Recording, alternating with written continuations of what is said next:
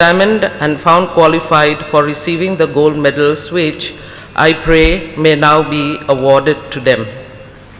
By virtue of the powers vested in me as Vice Chancellor of the Mizoram University, I award you the gold medal in various disciplines, and I charge you that ever in your life and conversation you saw yourselves worthy of the same.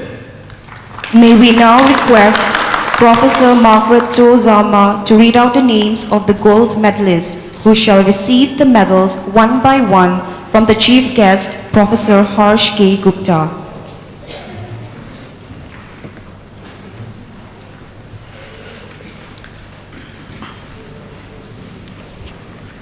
Zaudin Pui Colney, MA Psychology.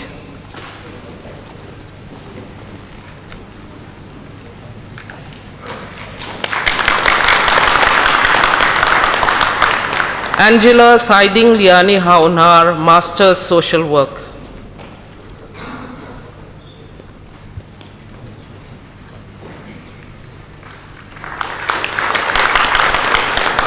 Biak Than Pui, MA Public Administration.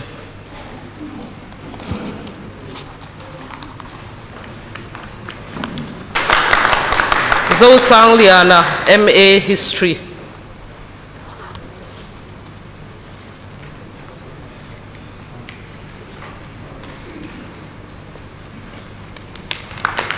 Vanlal Feli, Masters, Library Information Science.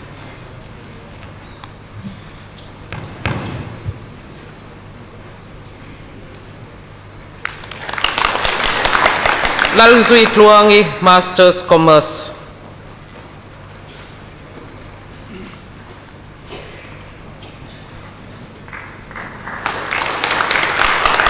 J.H. Biak Dik Tluanga, MA Economics.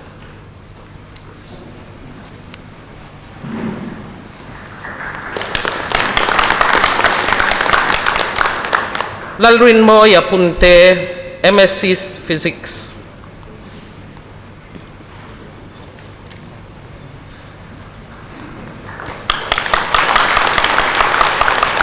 Ming Moy Zuala, MSc Mathematics.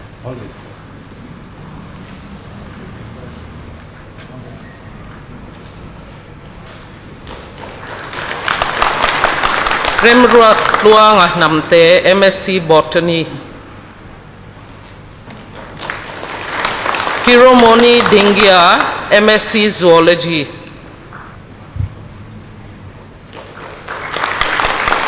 Silal Nuntluanga, MSc Chemistry.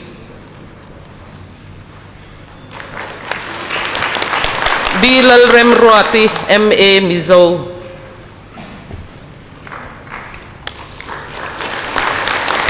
S. Dolci, MA Education.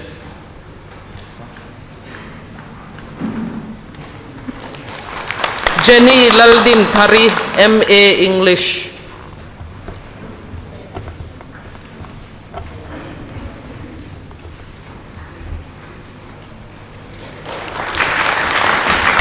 Deilang Kini S. Sungo, MSc Hemp.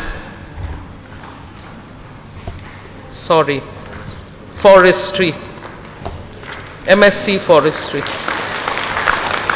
Benjamin L. Changte, MSc Geology.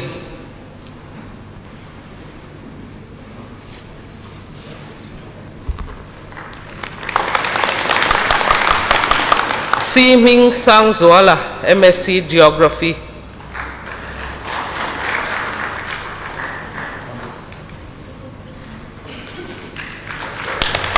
Devi Lalruat Liana, MSc Environmental Science.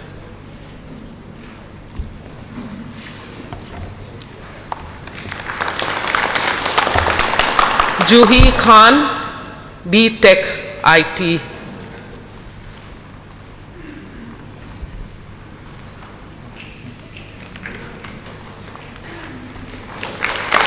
Imran Hussain Laskar, B.Tech Electronic and Communication Engineering. Eva Lal Rampari, B.Ed.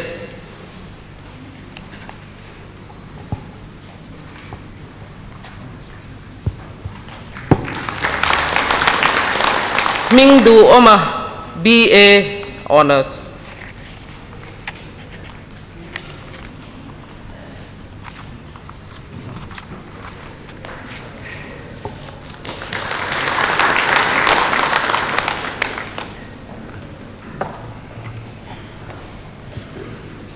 Thank you very much. For the award of prizes, we shall call upon Professor Lianzela, Department of Economics, to present the candidates for the award of prizes. Vice Chancellor, sir, I present to you the candidates from various disciplines of the Mizoram University who have been examined and found qualified for receiving prizes which I pray may now be awarded to them. By virtue of the powers vested in me as Vice Chancellor of the Mizoram University, I award you the prizes in various disciplines, and I charge you that ever in your life and conversation you saw yourselves worthy of the same. We shall now request Professor Lianzela to read out the names of the prize winners who shall receive the prizes one by one from Professor A.N. Rai, Vice Chancellor, Northeastern Hill University, and former Vice Chancellor, Mizoram University. Vice Chancellor, sir, even though there are 18 book prize winners, fortunately or unfortunately, only one could turn up. His name is Ming Du Oma, Honours in Sociology.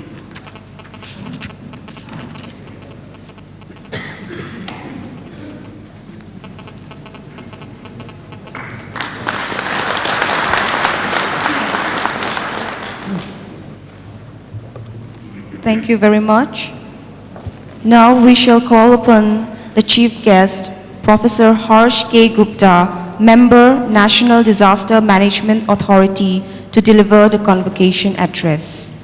Honorable Professor Laltan Tuang, Vice Chancellor, Professor Rai, Professor Tang Chung Mung, Registrar, Professor Agrawal, Professor Tang Mung, COE, members of the Executive Council and the Academic Council, faculty members, guests, dear students, ladies and gentlemen. It's indeed a great pleasure and privilege for me to be with you on the occasion of 8th Convocation of the Mizoram University. I'm grateful to the Vice Chancellor and other authorities of the university for giving this honor to me. Today, I wish to congratulate all the degree holders who got their degrees today, and I wish you all the success in your chosen disciplines. India today is in a very fortunate position where we have the third largest system of education. We are just behind USA and China. There are more than 5,000 universities and 30,000 colleges in the universities, in the country. However, there is a lack of elementary education, and there is also a lack of higher education. Only a small fraction of 12% in the age group of 18 to 23 go for higher education, while the global average is about 22%. The expert view is that for a developing country and for economic development of any country, this should be at least 20%. In this situation, the University of Mizoram, created by the Art of Parliament in 2000, is playing a very important role. You have created departments in all the important subjects, and the university is making major contribution to the aspiration of the youngsters of our country for higher education. I compliment the responsible authorities, faculty, staff, and all of you for this great achievement. I thought for a while that what should I speak about, what should I tell on the convocation address. And instead of giving sermons, I thought the best is that I should talk something about which we are proud. And these are some success stories of India under very adverse situations where we succeeded. The first story I'm going to tell you about is about Antarctica. Antarctica is a very unique continent.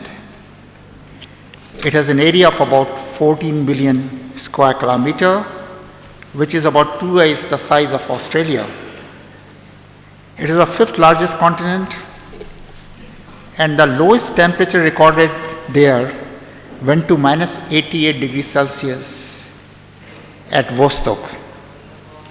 It also happens to be the highest continent. The average height is 1800 meters. This also is a very important continent where we can learn a lot about what happened in the past. In the 19th century, the main purpose of expeditions going to Antarctica was whaling, a lot of whales were caught, sealing, and exploration. Another important task was to annex Antarctica. There was a situation when Antarctica was divided into various portions, and it was said this is USA's Antarctica, this is France Antarctica, this is UK Antarctica, etc., etc. However, in 1957, we had the International Geophysical Year, in which the entire global community got together to learn more about Antarctica. And one of the major achievements of International Geophysical Year was that everyone recognized that Antarctica is not any country's property. So all the claims, territorial claims, were frozen under the Antarctic Treaty, and it was accepted that Antarctica is a place for research, for learning about the past, and for scientific collaboration. India also recognized the importance of exploring Antarctic continent from the scientific and geopolitical point of view. If you look at the map of the globe, there is nothing between India and Antarctica other than small little islands, Mauritius, etc. And India is basically an agro-controlled economy, and it is very important that we know when the rainfall, the climate, etc., how it will be. Now, Antarctica controls the weather of the Indian Ocean, and Indian Ocean in turn controls the weather of the Indian subcontinent. So, for a long-range assessment and forecast of Indian weather, it is very important that we understand the relation between Antarctica and Indian Ocean and the Indian subcontinent. So that was one motivation. The other motivation was that some 80 million years ago, the east coast of India was juxtaposed with Antarctica. So a comparative study of the east coast of India and the area where we are now is extremely important. So keeping all these issues in mind, it was decided that India shall start going to Antarctica. In 1981, the first expedition went there led by Dr. Zahur Qasim. In 1982, the second expedition was led by Shri V.K. Raina. Both these expeditions were there for a very short time. They visited the continent and they came back. Somehow, during 1983-84, the third expedition, it was decided that we must set up our permanent station in Antarctica, because when you go there in the summer months, you see, being in the South Pole, Southern Hemisphere, December, January are the summer months there. So setting up of a permanent station in the third year of our voyage to Antarctica was considered to be a very difficult and almost impossible job. Globally, people told us that the chances of success are only about 15%. With this kind of background, we mounted our third expedition on 3rd of December 1983 for Antarctica, and we went by a ship, Fin Polaris, which was an ice-class vessel. And you can recognize that when we are trying to build a station in Antarctica, which is totally cut off, and we want to build laboratories and everything for 16 to 18 people to stay there, you need a lot of preparation. And that preparation took us a lot of time. And finally, this ship was loaded with 900 tons of material. It had 4 helicopters for providing support, 3 piston bullies, and we finally left on 3rd of December from Goa. I must also tell you that Antarctica provides a very small window, because around Antarctica the sea is frozen, and we call that fast ice. This is almost a meter thick, which is not very stable, and only for about 60 days in the summer, during December and January, this melts. So that is the time when you can reach Antarctica by ship. And if you do not come out before the ice starts forming again, the ship can get ice locked. And if the ship is ice locked, you are stuck there for a year. So you have a very small window of about 60 to 70 days, changing from year to year. The other problem is that in Antarctica, you have blackouts. Like blackouts, you have whiteouts there. What are whiteouts? You see, in Antarctica, you will have sun all the time in the summer months. And when the wind blows, the ice particle get airborne. And there's multiple reflection of sunlight on them. And that makes the whole thing so dazzling that you cannot open your eyes. You can't do anything. So these we call whiteouts. So a lot of days are lost in these whiteouts. So imagine that we had a job to do to construct about 20,000 square feet of laboratory and living spaces, and do it in 60 days, out of which many days may be lost due to whiteouts. So finally, we landed on December 27th, 1983 in Antarctica, and we started our work. Originally, a week's time was kept for reconnaissance and finding the site where we should construct, which I cut down to 1 day, because I thought that we cannot afford to spend 7 days. And we had a piston bully which took us there.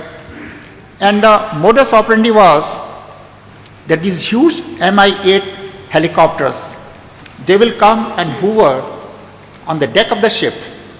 And we had all this load which is underslung. You underslung with the helicopter.